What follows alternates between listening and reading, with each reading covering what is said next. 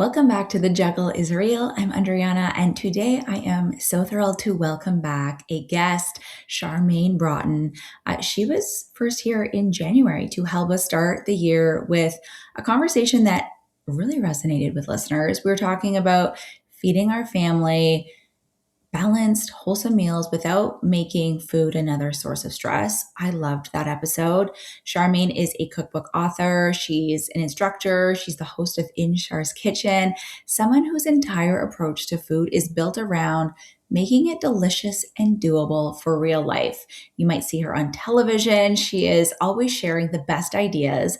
And she's also a mom who has been through it. She understands that feeding people isn't just about recipes, it's often part of that invisible mental load that many women are carrying every day. And today, we're talking about summer food, like not complicated meals, but also maybe a little more elevated than just like burgers and hot dogs, but the kind of food that helps make summer feel easier. So, we're going to dive into that mental load of feeding the family during the summer months. We want to talk about easy but elevated entertaining, healthy road food, reducing food waste, and how we can spend less time worrying about meals and more time outside and enjoying the season. So if that sounds good, let's dive right in. This is the Juggle is Real podcast. I hope you feel seen, that you realize your worth, lighten your load, and prioritize your own needs.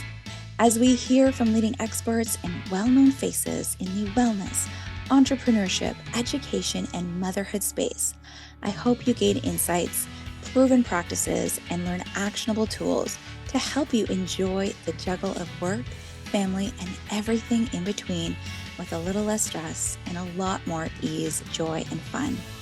Most of all, I hope you find what you need to simplify, streamline, and supercharge your own journey of better balance and self-love.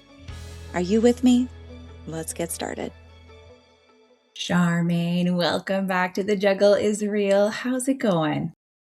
It is going very well. I'm saying TGIS. Thank God it's summer.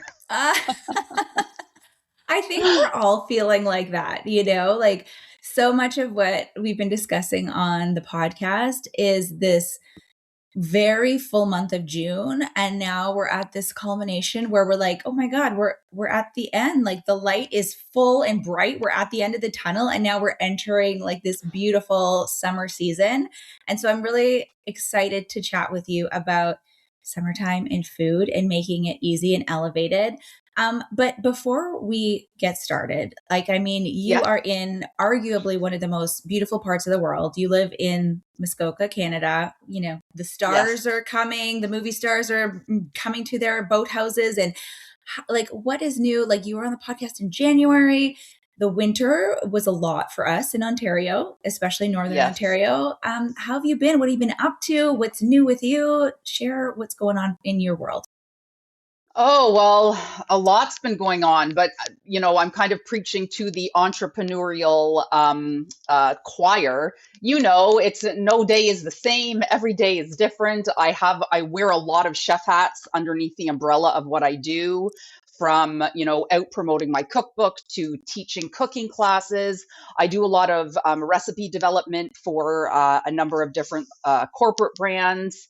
I do spokesperson work, media gigs like yourself. So I keep busy. Yes, Muskoka is so beautiful. And I have the outdoors literally outside my front door. However, I work hard just like everybody else. And I too have to, purposely schedule in time to enjoy it. Just like it's not just because I live in Muskoka, it doesn't mean I'm lying on my dock every day, all day. It's like you live on the lake now. You've got 3 boys. You probably haven't even put your toe in the lake because you're just so busy running a business, being a mom. It's really funny that you say that because I haven't been swimming yet at our new house. I have not been in the water. My kids have been in. I'm not every single day. And of course, we're watching them on the dock. We're watching them, making sure they're okay. I have not gone swimming, and with summertime, I am not a cold water. I'm not a cold plunger, but I will be in there soon. But I do want to start there because I think what you're saying is really relatable. Like summertime sometimes can feel harder than we expect. And especially like in the food category, because I have noticed myself, and I think for a lot of moms, feeding your family in the summer can be surprisingly exhausting. Like the routines have changed. So everyone is home all of a sudden, Yes. all the time. There's still sports, and you might have road trips and beach days, and you're packing for camp or cottage weekends. And then suddenly it feels like, someone's always asking you, like, I'm hungry, I need a snack, what's for dinner, looking for something. So, from your perspective, being a hmm mom, doing what you do in this world, why does this feel harder in the summer? Like, what do you think we are not acknowledging as women and as moms? Well, I think it feels harder because it's simply harder. I mean, we go from making, maybe just maybe we're just making dinner for our family because breakfast is something more grab and go, and lunch is maybe something that the kids have assembled on their own. But when summer comes and the kids are home, we are kind of, I'm going to say in most cases it's moms. I don't want to take anything away from the stay-at-home dads out there, or the dads that step up to the dinner time plate as well. So for parents, let's just say in general. um, and now, especially if you're, well, it doesn't really matter how old your kids are. Kids are hungry, so you go from, let's say, making one meal a day to now being in charge of X amount of meals and or snacks per day. That also means having a full fridge. That also means you have to maybe get to the grocery store more often, and or spend more money at the grocery store so your fridge is full. Do you think sometimes we're making things harder than they need to be? Because, like, I know, like, many of us, we're not necessarily looking for like more recipes, but we kind of want it to be less stressful. But, like, are there like sort of mindset shifts that can help us? Or, like, are there sort of food and meal related stressors that we're facing more so in the summer months that we can kind of shift, in your opinion? Well, I think that, trying to keep it as simple as possible. And sure, people might say to me, or people may say, oh, Charmaine, well, that's easy for you to say. But here's the thing. I mean, my boys are in their 20s now. But when I was raising my boys and people would, say things to me, I would always say, listen, at the end of the day, sure, I'm a chef, but, I'm a busy working mom too. So I get it. I truly do get mealtime stress. Sure, I might be able to open up my fridge and conjure up some, snack on a whim with what I have. And perhaps maybe my neighbor wouldn't think of that combination and she might go out and get takeout or whatever. But I think not overcomplicating it. And I believe I even touched on this when we talked earlier in the year, and not putting so much stress on yourself and trying to keep it simple as possible. And I don't think the summertime really is the time. I really don't think that any time is the time to be reinventing the wheel. Do what you feel the most comfortable with in the kitchen, and chances are that your kids will. Well, if they're hungry enough, they'll eat it. Yeah, But I'm not. exactly. And if you've got teenagers, believe me, they will eat it and then some. Totally. So, like, any like common mistakes that you see, like, you're saying, like, people are telling you, like, oh, it must be easy for you. And maybe, people aren't looking at it from the same angle when they open up their fridge.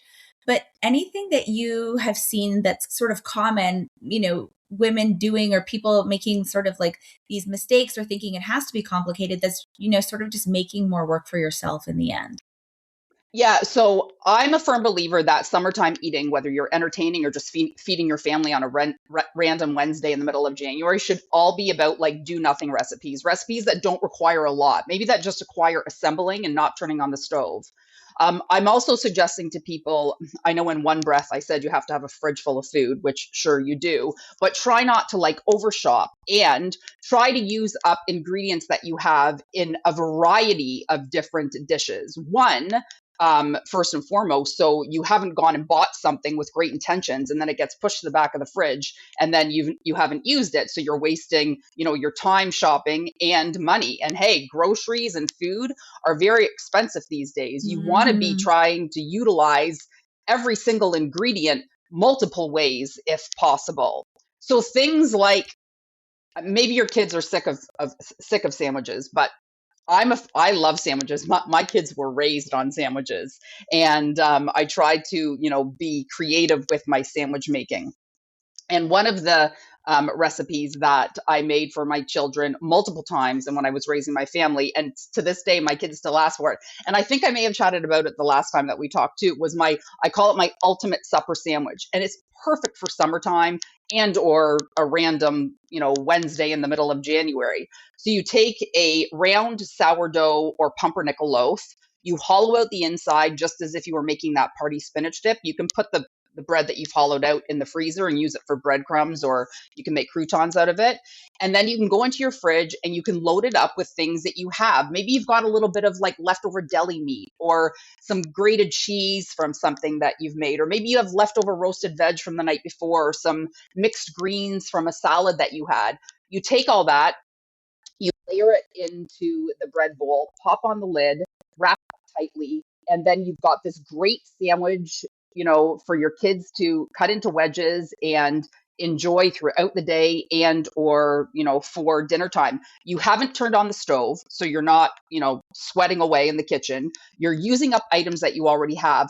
The other great thing about this recipe is it's a great dish for your kids to make on their own. Perhaps if your kids need something to do this summer, um, maybe make meal prep part of their summer learning, right? Because cooking is math, science, and life skills, and it's empowering.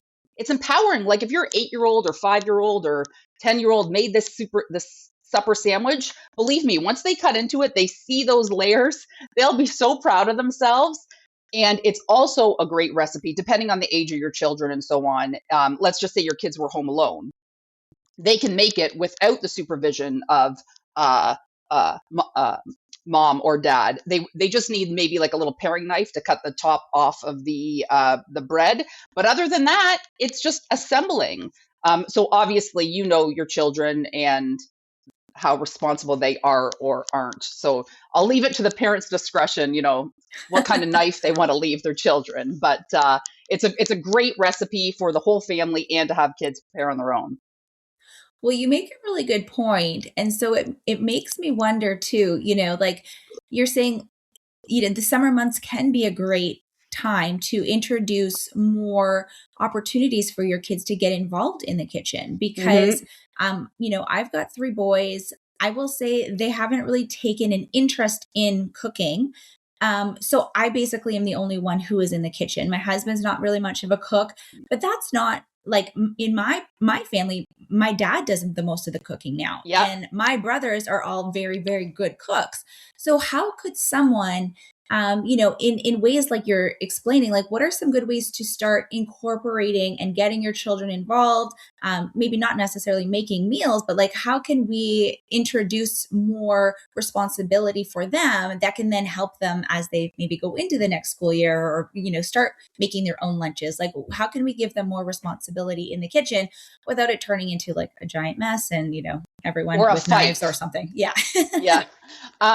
So something actually that I used to do with my kids when they were young, and we would usually do this at March break, but you could absolutely do it in the summertime, is I would tell them we'd go to the library or they could go to my cookbook selection. And I would just say, go through the cookbooks, pick out a recipe, any recipe. We'll go to the grocery store together. And well, my kids would often come to the grocery store with me just because of the nature of the business that I'm in. And we'll pick out all the ingredients. You guys make the shopping list and we'll make this new recipe, whatever you want.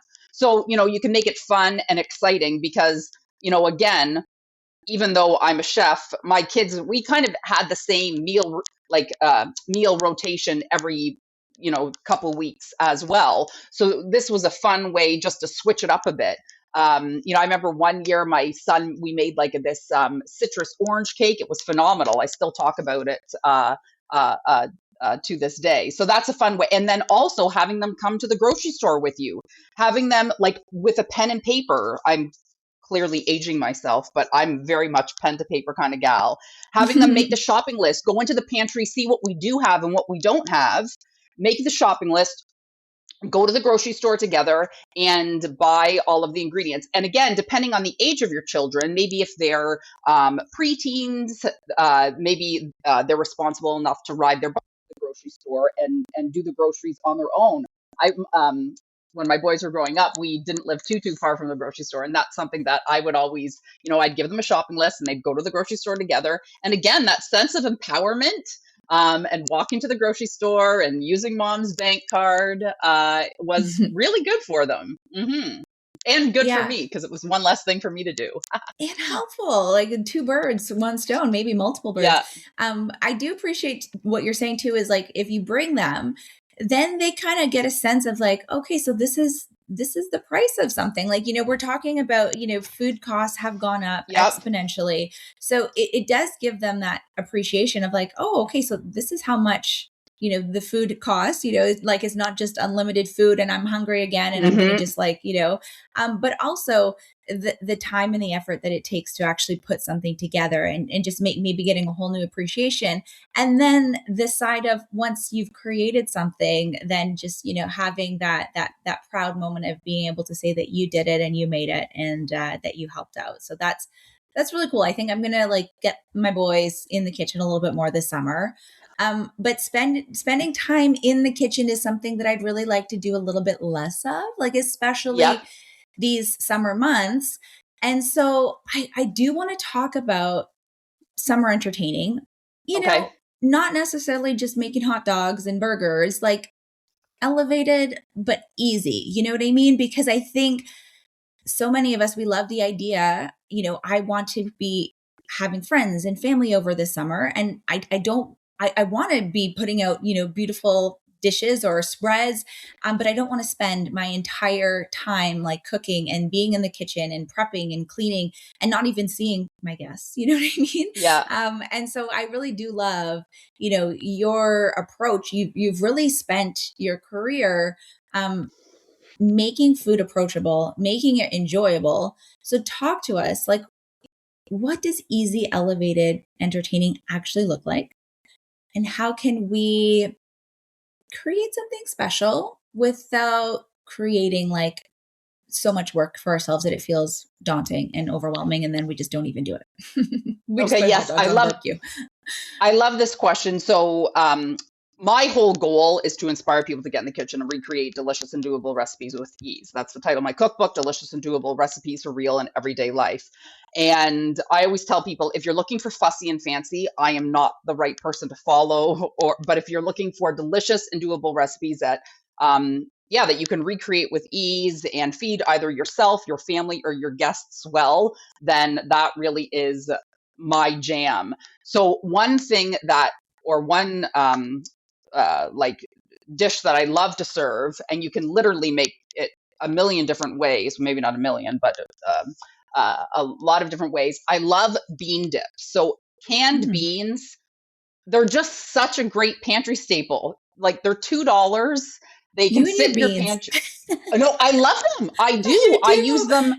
I use them in. I know we're talking summer, and you could probably you could make this for the summer, like if you're heading camping or do a cottage. But my fudgy chickpea blondies.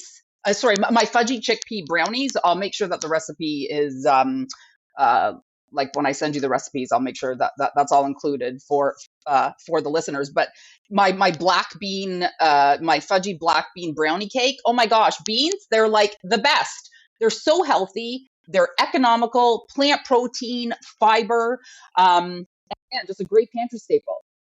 So I love dips. So I have a variety of different dips in my cookbook using canned beans. One recipe, so I've just got my phone here to read off the ingredients. One recipe, a new recipe that I just developed is my curried white bean dip with mint and cilantro gremolata. And it sounds like a mouthful, and it literally is. But even if you are not savvy in the kitchen, I guarantee you can recreate this with ease. It presents so beautifully. The only like gadget that you need or appliance is a food processor, and most Canadians have a food processor.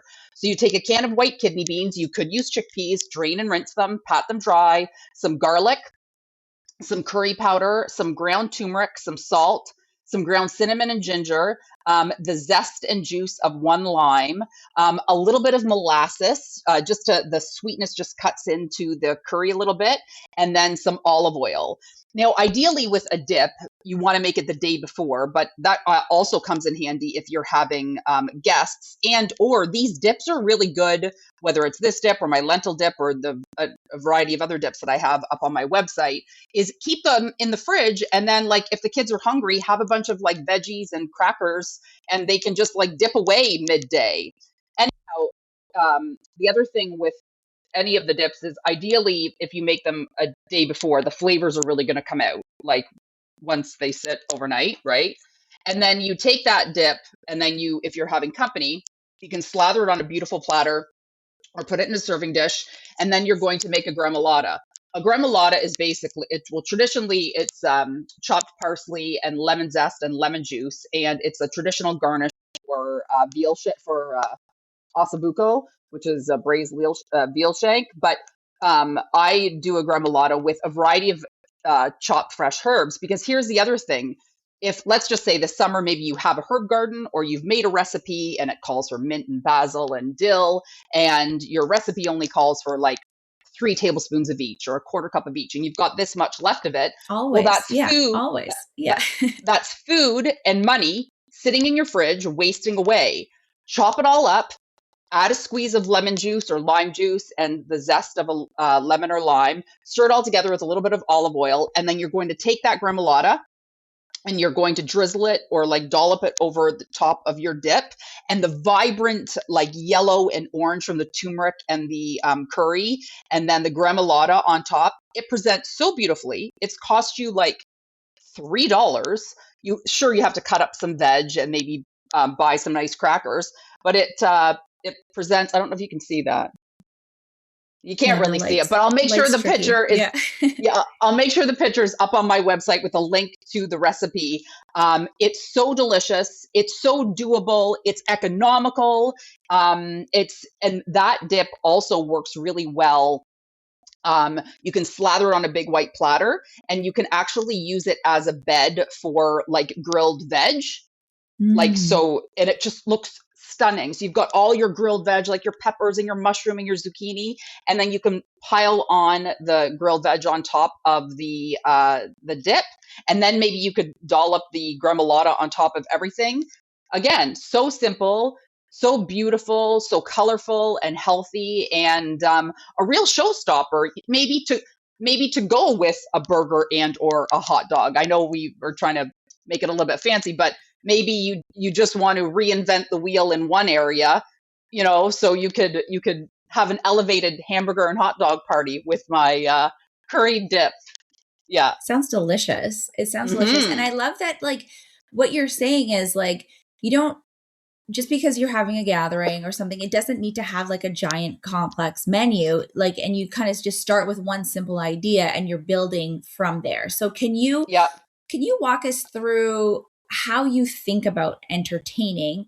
And then, like, I love, like, you just gave us such a great idea, but like something like dips or spread, something with a simple ingredient, it can be the foundation for like something really beautiful and something really elevated, but it starts with something really simple. So like, talk us through, like, if you were going to have, say, like a summer dinner party, or you're going to have a gathering and have people over, like, where do you begin? And like, how do you think about entertaining? Okay, so again, I'm all about do nothing recipes. That's like my mantra for summertime eating and or entertaining. So I'll give you an example of a menu that I would serve. So I would maybe do that dip that I just talked about, or maybe I would do my spicy lentil dip. And then depending on how many people I was having over, I'd maybe have 2 proteins. So I might do a burger, because people love burgers in the summertime, and I love eating with my hands. I have a whole chapter in my cookbook called Hand to Mouth, because I love eating. I'm like a 51-year-old toddler. I like to eat with my hands. But instead of a traditional beef burger, I've got a great recipe in my cookbook. It's my my blueberry turkey burgers with a horseradish mayonnaise. They are unbelievable. So you can use well, in Ontario, I would use Ontario turkey, and then fresh blueberries. And if you couldn't get your hands on fresh blueberries, you could use dried blueberries. But this time of year, usually we can get blueberries from Ontario and, or I believe across Canada, BC blueberries are in season now. I believe it's this time of year. But anyhow, farmers markets are overflowing with blueberries right now. Fresh blueberries, a little bit of Dijon. I can't remember exactly what else goes in these burgers. Garlic, and then I actually, with my burgers, this is just like a side note, I actually don't add any eggs or breadcrumbs to my burgers. I like to keep the flavors just of like the food itself. You're welcome to add eggs or breadcrumbs if you always have added that to your burgers, and of course salt and pepper. Grill them off. They are so juicy, so delicious. They just scream summertime, and it's a little bit like elevated or a little bit different than your classic beef burger, which I love beef and I love beef burgers, but this is just a nice switch up. And then the sauce is a horseradish mayo. So you take some horseradish, some mayonnaise, some chopped fresh tarragon, and you slather that on the burgers. And it doesn't even need any other garnishes, and just like a nice brioche bun, or a nice soft hamburger bun. So delicious. So I would do something like that. And maybe, again, depending on how many people I was having, maybe I would like grill some salmon. And then for a side dish, I would just do, I'd probably, if we were in August, I would do my tomato peach salad. So totally taking advantage of what Ontario and or Canada, depending on where you're listening, has to offer. You know, it's a long, cold winter here in Canada. So come the summer months, let's take advantage of everything that grows in our province. So my tomato peach salad, you chop it up, you toss it in a bowl, a little bit of salt and pepper. It doesn't even need a dressing, just a little bit of good quality olive oil. Let the fresh fruit and the fresh, beautiful garden fresh tomatoes speak for themselves. Maybe a bunch of chopped fresh herbs if you have a herb garden or leftover herbs. Again, a do nothing recipe, and it's so like it just is it's a showstopper. You should see, it's just so beautiful and just presents so gorgeous on a white platter. Then I would probably do another salad, maybe with a little bit more oomph, maybe like a pasta salad, or a potato salad. Actually, on the weekend, I made a beautiful pesto pasta salad with some grilled veg, and then I served it on a bed of whipped feta. Out of this world. It was Mm. outstanding. So I would keep my menu pretty small, just really friggin' delicious and fresh, and utilizing all of those amazing flavors that, Canada has to offer in the summertime. Then for dessert, I'd keep it simple. I would probably do my strawberry ginger refrigerator cake. The recipe's in my cookbook. It is brainless. It is I could eat the whole thing to myself. It's so good. Yeah, you just whip up some whipped cream with some icing sugar and fold in some fresh strawberries that have been soaked in some lemon juice. You could add a little bit of ice wine if you wanted to. Um, Layer it with some crushed ginger snap cookies. Let it sit overnight in the fridge, and it is absolutely out of this world. You haven't turned on the stove. And all of these recipes, even if you're not savvy in the kitchen, I guarantee you can recreate them with ease. Like, many of them, you're not even really cooking anything. Like the dessert, you're not cooking. It's just a matter of assembling. Same with the dip. Same with the tomato peach salad. And the burgers are really simple to recreate too. I Hmm. think I think what's nice is that it does sound impressive. Like what you're describing, like if I went to someone's house and I Yep. was served like they're like, "Oh, would you like a blueberry turkey burger?" I'd be like, "What?" Like of course, like or like using seasonal produce, putting like a little bit of a twist on something. It really does make the entertaining part feel impressive, but it doesn't sound like you're creating a lot of additional stress, and it seems relatively simple. So either you're going to be able to make it ahead, right? Your dessert, Hmm. it's in the fridge, you can make it the day before and then it's ready. You're not stressing in the kitchen trying to time things and put things in the oven and make sure you're on the right setting and all of the other things while you're trying to entertain and make sure someone's glass is filled or make sure that you're, part of the conversation. So I really do appreciate that. And Oh, you're welcome. also like making it like a little bit more elevated.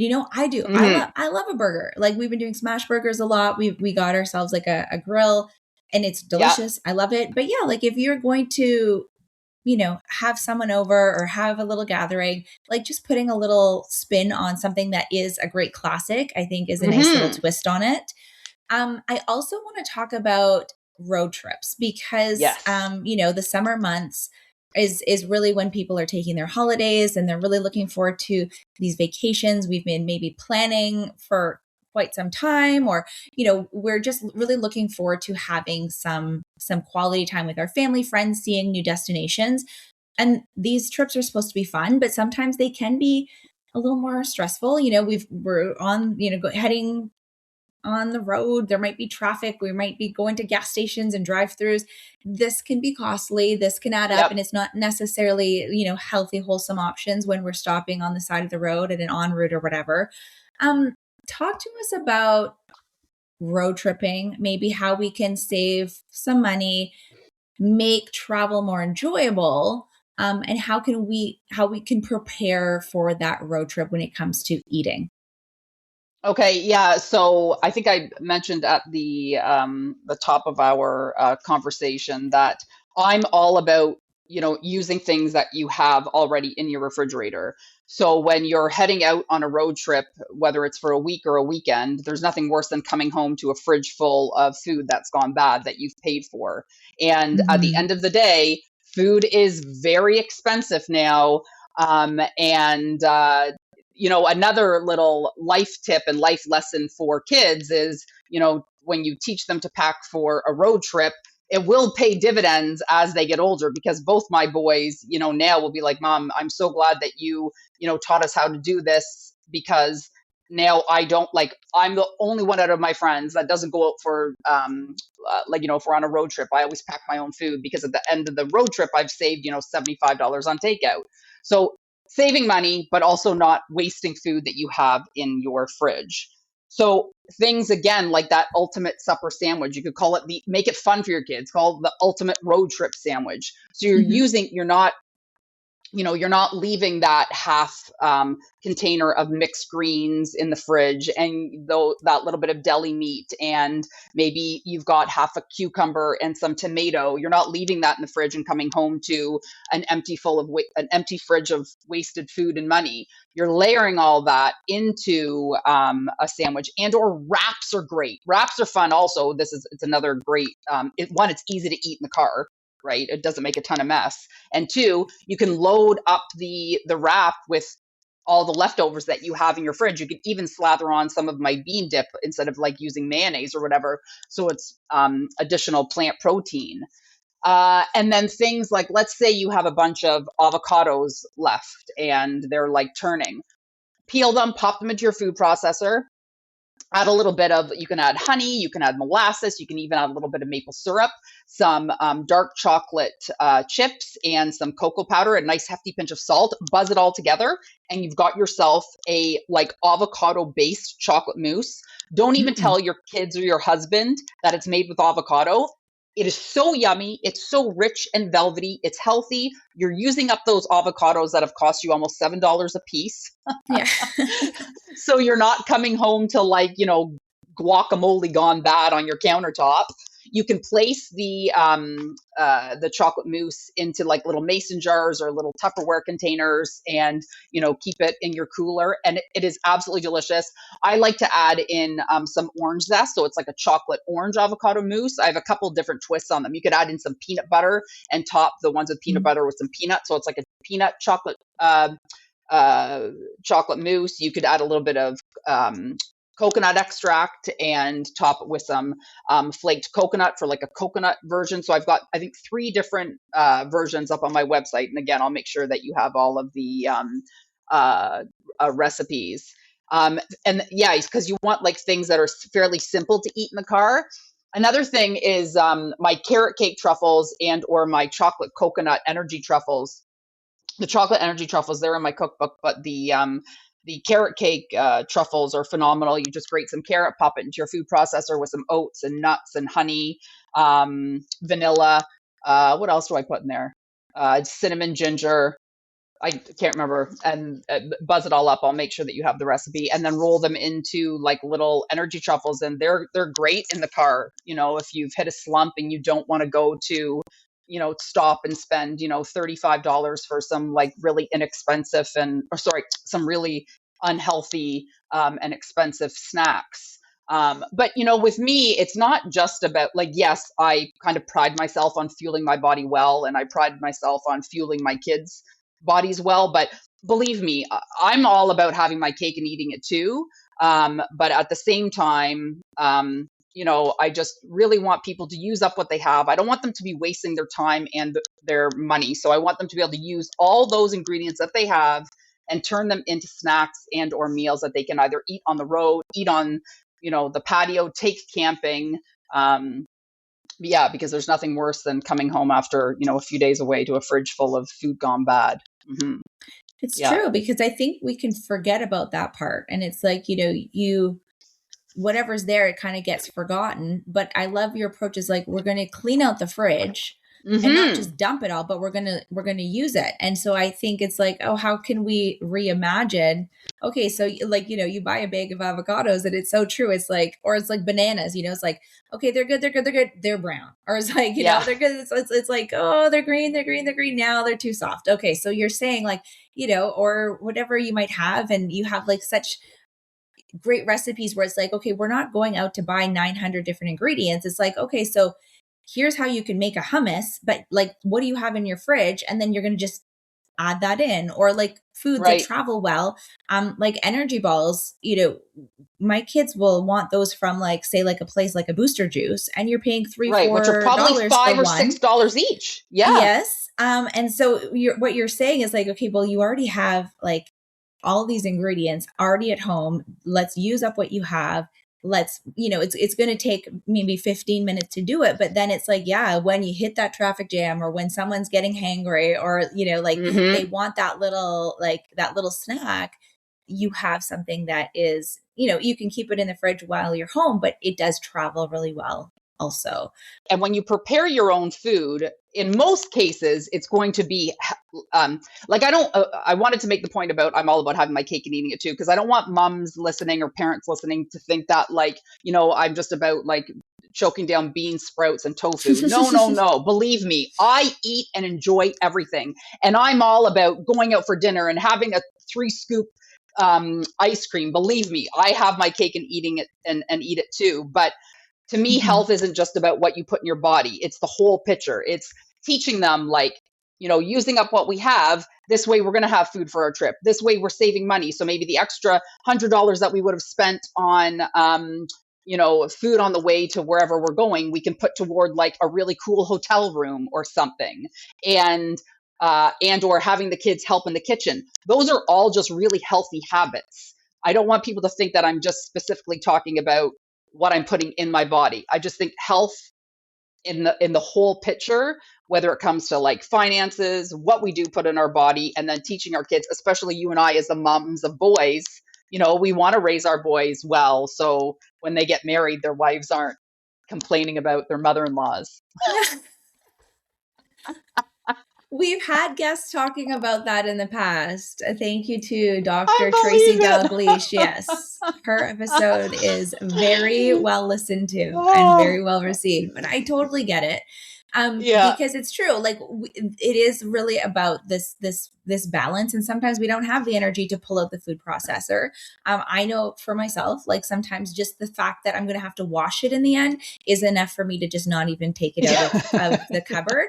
So I Yeah. totally understand on that front. Mm-hmm. But for someone who's like, okay, we're leaving in a couple days, you're standing in front of the fridge that's full of like random vegetables or herbs, or you got leftovers or just ingredients that Mm-hmm. you want to use up.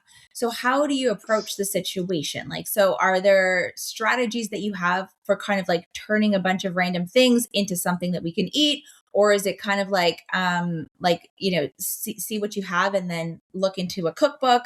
Like, how do you approach it in a way that's like, doesn't make it seem like, okay, now I have to, like you were saying, totally reinvent the wheel? I mean, yeah, I guess like looking at what you have in your fridge and then going from there. Things like if you have a bunch of leftover fresh herbs, you could do something. I'm going to go back to the beans again, but my herb garden white bean dip. You take a can of white beans. You could use lentils and or kidney beans, drain, rinse them, pop them in your food processor. Any leftover fresh herbs you have, honestly, from rosemary to basil to dill to mint, pop them into your food processor with the beans, buzz it up, oil, salt, pepper, garlic, lemon juice, and or lime juice, and lemon zest and or lime zest. Yeah. And then buzz it all up. And you've got this beautiful, flavorful herb garden white bean dip. That's a fantastic road trip food. And then, yeah, you can have like pretzels and or crackers and cut up veg. Maybe you've got, as I mentioned before, maybe you've got like some carrots or cucumber, chop them all up, have the kids chop it up. And then you've got like a healthy plant protein packed snack for the kids to be munching on. Maybe you've got some roasted red peppers in the door of your fridge. You could add that to the dip. Try to think outside the box a little bit. And, if listeners, they're welcome to message me. You're welcome to message me or find me on Instagram. And I just love inspiring people to get in the kitchen and use up what they have. Food waste, the thought of food waste truly gives me so much anxiety because it's just, there's a lot of people out there struggling right now. And Mhm. believe me, I feel the effects of the economy too. So, we need to be thinking about our finances and stretch out our dollar and our food in as many ways as we can. So if I can be help to anybody, please don't be afraid to reach out. I will happily give you some tips and tricks on what to do with that bag of spinach or the leftover this or that you have in your fridge. Hmm. Well, be expecting some photos of my fridge in the coming months. Like, sure, this is the fridge at the moment. What do you got for me? What do you got?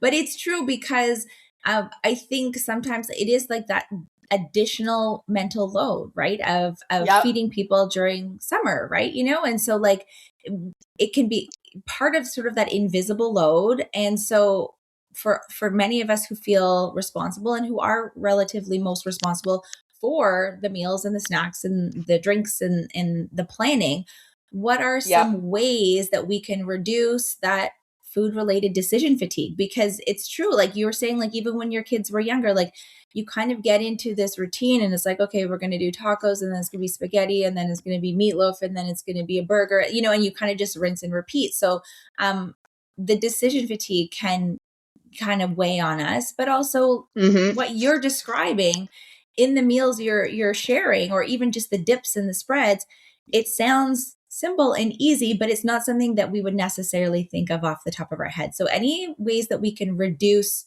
the food related decision fatigue? Well, I mean, I guess the easiest way to reduce it is to have things available in the fridge that are like do nothing foods. So, sure, you might have to go to the effort of like chopping all the fruit, but I remember when my boys were teenagers, I always had like a big, massive bowl of like watermelon. Obviously, teenage boys need to be fueled on a lot more than watermelon, but if you have things already chopped up and cut up, your kids aren't texting you or calling you saying, Mom, what's to eat? If you have dips and spreads and things already made in the fridge and a bunch of chopped up veg, if you have things like wraps on hand and or in your freezer, the kids can simply pull them out and defrost them, within a couple of minutes on the countertop and or in the microwave, and they can just roll up their own wrap. Um, yeah, just I think, and don't be. I know I mentioned watermelon, but things like just fresh fruit. It comes in their own. There's no prep required. You just take it out of the fridge or wherever you keep your fresh fruit, and if it's an apple or a pear or whatever, you just wash it and munch away. And or bananas, you just peel them. So again, try. I know it's easy for me to say, but try your best just to keep it simple and just have things on hand that your family's going to like. Like when I teach cooking, I always say to people, don't if you're, let's say, recreating a recipe that I've made, and your family doesn't, you don't know if your family is going to like it. Do things like buy the little bit of cardamom that I call for, or whatever it may be. Buy that at the bulk food store, so you can just buy the teaspoons that you need for the recipe. And then if you feed it to your family and your family loves it, then you can go and buy it in bulk. So try to like purchase things and invest in things that you know that your family is going to like and consume. And on that note, take advantage of the bulk food store for those little bits of ingredients, whether it's spices or another ingredient. Maybe, I don't know, a recipe calls for pecans, and you don't want to spend $30 on a bag of pecans. You can go to the bulk food store and buy like the half a cup that you need for that recipe. So that's another way to reduce food waste and save a little bit of money too, is taking advantage of the bulk food store. Mm-hmm. Yeah, I do like that. And I like your examples like, hey, just cut the watermelon. It's going to get eaten. If it's there, Yeah. someone's going to grab it. Any other And like systems or oh, habits that you have that like can kind of make summer easier, or things that you normally prep, like that would just like naturally like come to you, be like, okay, I'm just going to prep this now and it's going to help me all week. mm-hmm. You're saying like having chopped veggies. Well, in the moment, it can feel, like it can feel a little bit daunting to be like, okay, I now have to peel 75 carrots. But like if Oh, we're but you doing a don't little peel bit of them. summer That prep. was going to that was going to be my other tip. I have not peeled a carrot, I think, since my apprenticeship over 30 years ago. So I don't peel any Love vegetables. that. No, I'm not kidding. I don't. Like when I teach cooking, I think the ladies at my cooking class are so relieved to hear me say that. So the only vegetables that I peel are rutabaga and turnip. I leave the skin on everything for so many different reasons. One, there's a lot of nutrients in the skin, and two, it's just one less step in the kitchen. Like when I was raising my boys, well, you've got three, to sit there and to peel carrots for dinner time. There's so many other things as moms we could be doing than peeling carrots or Yeah. parsnips or zucchini. So I just wash my veg really well. I do not peel anything. I eat this. I even squash. I eat the skin of like 90% of a squash, but that is an autumn conversation for us. But just Totally. wash the carrots really well and just chop them up, and away you go. And believe me, I do get the whole, like, you come home from the grocery store and you look at it all, or you come home from the farmer's market and you're like, oh my God, now I have to chop it all. But it's like that. It's like, when you get into bed, you're like, oh, I've got dishes in the sink. It just feels so good just to get it done. Take the 8 minutes or 10 minutes, get those dishes done. And when you wake up and make your coffee in the morning, it's just so nice to come down to a clean kitchen. So take the 15 minutes and like chop up those veg. And here's the thing. The sizes don't have to be perfect. I don't think my kids have ever eaten 2 pieces of carrots the same size. Like I Yeah. just chop, chop, chop. Like they don't care. Again, realistic, delicious and doable tips and tricks and recipes to feed you and your gang well. Yes, chop up those veggies, pop them in the fridge. But I do always have dips on hand. Lentil dip, white bean dip, chickpeas. They're just like, why not? For $2. Plant protein and fiber. Yeah. I think you should be like the bean ambassador for Canada. But I do love it though, because it's true. And a lot of the conversation, and we've been talking about it, and I've had like naturopathic doctors, and we've been talking about, fueling our body, and the conversation around Mm-hmm. protein has really been exhausted. But now the conversation around fiber is really Yeah. ramping up. And especially for women, and especially women in midlife, Mm-hmm. most of us are not getting enough fiber. I'm not saying go out and just eat beans all day, because that's not going to go well for No, no, no, you. no, But no. And if we neither am can I. gradually, Uh-huh. it's not going to feel good. But gradually, if we can easily incorporate these things, we're introducing our children to different flavors in simple ways, because like you're Mm-hmm. saying, it's not like a fancy, fussy way, but for picky eaters, it might be more an easier way to approach something that they might not want to eat. If it's a dip, they're used to eating, maybe veggies and dip, or crackers with dip, or even a chip with a dip. Right, If we can right. incorporate a dip that maybe has, all natural ingredients, things that are in our Mm-hmm. cupboard and in our pantry, we're using at food, I think that's a really great way to introduce new things and new flavors to our kids in small, easy ways, versus like sitting them down at like a fancy restaurant or making an elaborate meal and telling them that they have to try something new that might look a little bit weird to them or daunting. Or, if you have a picky eater, like anything that looks a little bit weird, they're immediately just like not going to want it. So, Right. as we kind of close things out, I would love to do a rapid fire summer eating edition with Oh, you. okay. Would that be okay? Yeah, yeah, Okay, because yeah. I think there is a lot we can learn here just by like the way that you think and the way that you approach things is just so Okay, I refreshing. love it. So, And just okay. so the listeners know, I have no idea what these questions are. I didn't even know that you were going to do this. Okay, Yeah, go. I'm shocked. I'm I surprising love you it. here. Yes. Okay. So, and I mean, you can say beans, but I mean, like, give us something else Okay. here. Question number one. Okay. What is one ingredient you always have in your fridge during the summer? Something I always, something I always have just in general in my fridge is like a nice hunk of parm, Okay. Love but I it. have that all year. What's the most underrated food for entertaining? You know what? I'm going to say something that you feel really good about making.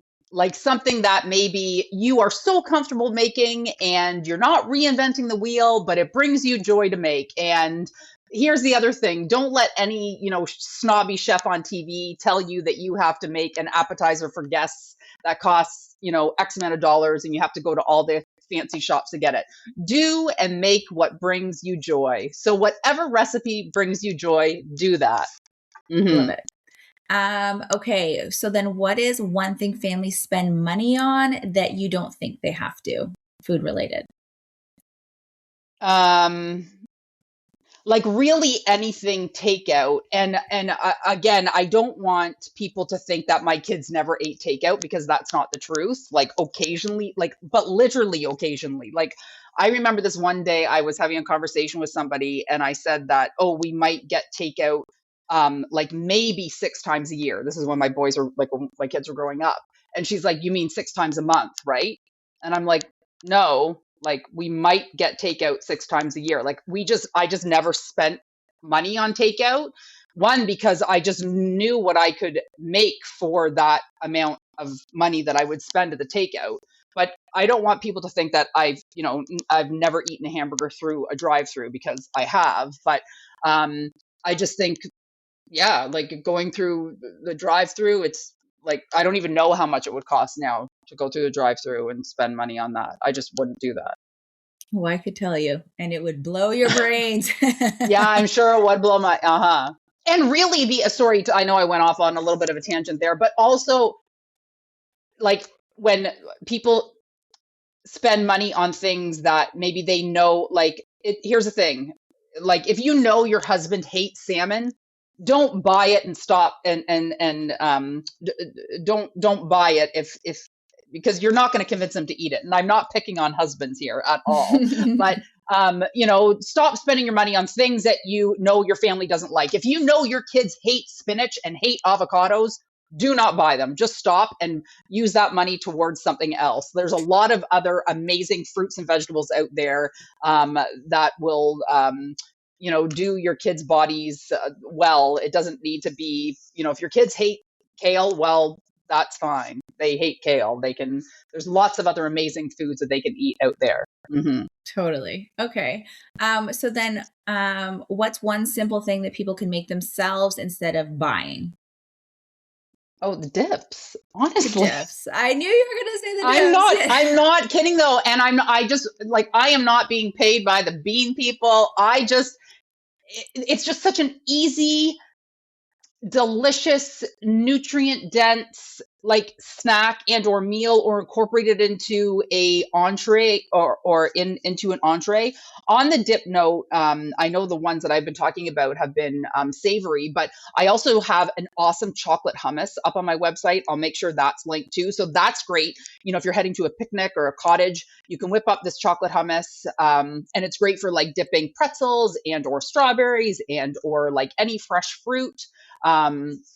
So yeah, I look at prepared hummuses at the grocery store. First of all, you read the ingredient list. It's and what they cost. I'm like, I could make 7 pounds of that dip for that amount of money. And mine taste better and they look better. You make that gremolata. I can't wait to share the recipes with your listeners.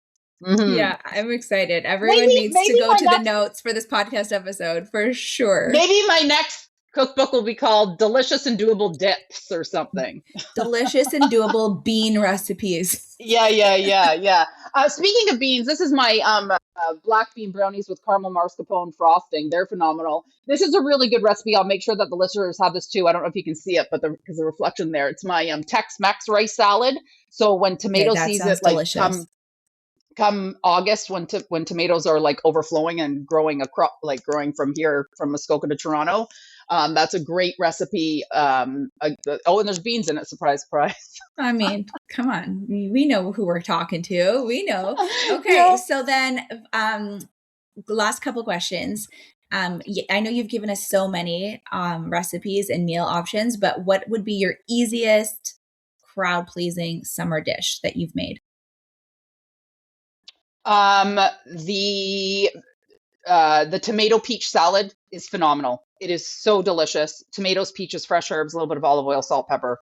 Fantastic. You can also, another great thing with that is you can chop up all the ingredients and make a salsa, serve it on a burger, serve it on a piece of salmon, serve it on a piece of grilled chicken, and or my spicy lentil dip. You can spread the salsa on top of that, and it presents really, really pretty. So you get the red and the peach colored of the salsa on top of the lentil dip.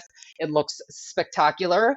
Um, my strawberry ginger refrigerator cake is pretty phenomenal too. It's minutes to make, and it's just absolutely outstanding. People go absolutely crazy for that recipe. Hmm. Yeah, So and good. come August, you can use Ontario peaches instead of strawberries and or whatever, in season fruit that you can find. Lots of like stone fruit come in August is available like locally at the farmers market. So yeah. Hmm. So good. Okay. Final question Yes. for the listener.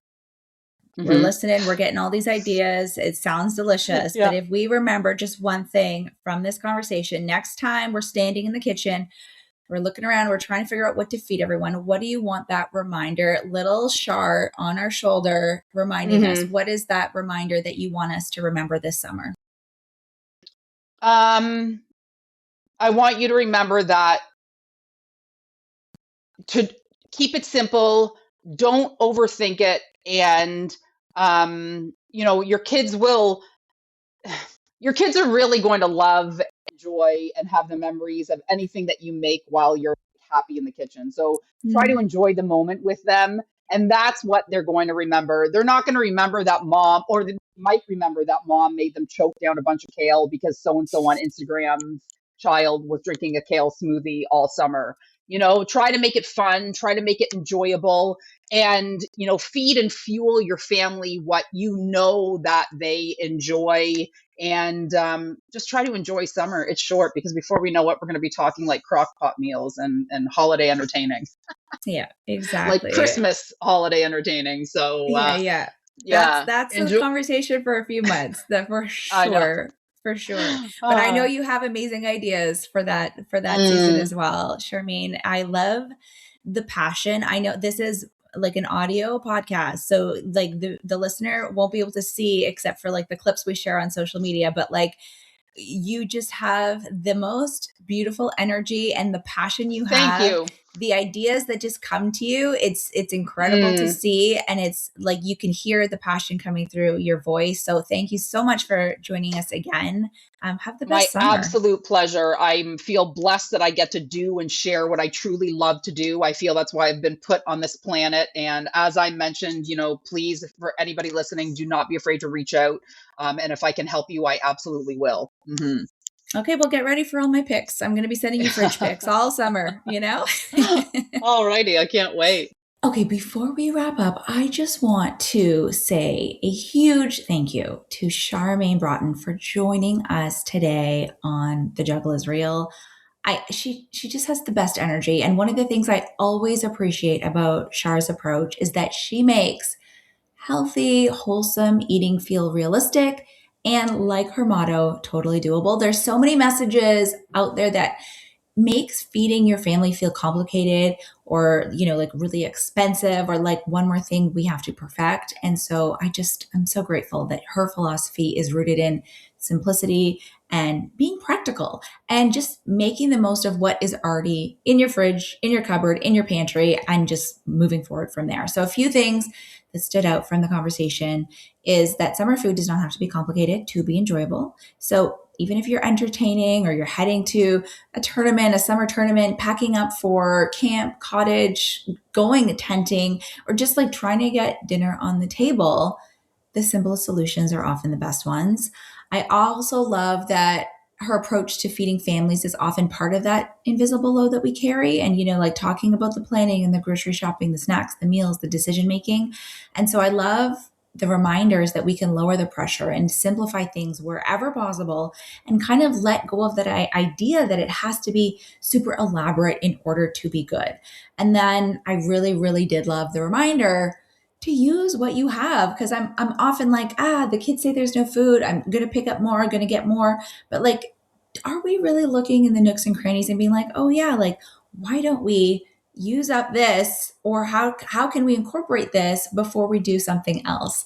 It encourages us to get creative with our approach and maybe be more flexible and like let go of that perfectionism. So definitely check out Charmaine, her cookbook. She has classes when she's on TV. I'm going to put some links in the notes for this podcast episode. And if you enjoyed it, please share it with someone who's going to be doing some summer entertaining, someone who has kids home for the summer, another busy mom, someone who could just use a few ideas to make summer eating and meals feel easier. This is one of the best ways to help our podcast grow. And if you do have a couple extra seconds, I would really appreciate that rating and review. I know I ask every week, but please, if you could do it, I would love it and appreciate it so much. Thank you so much for being here. I truly appreciate it. Enjoy the start of your summer, making meals feel easier. And until the next episode, take good care.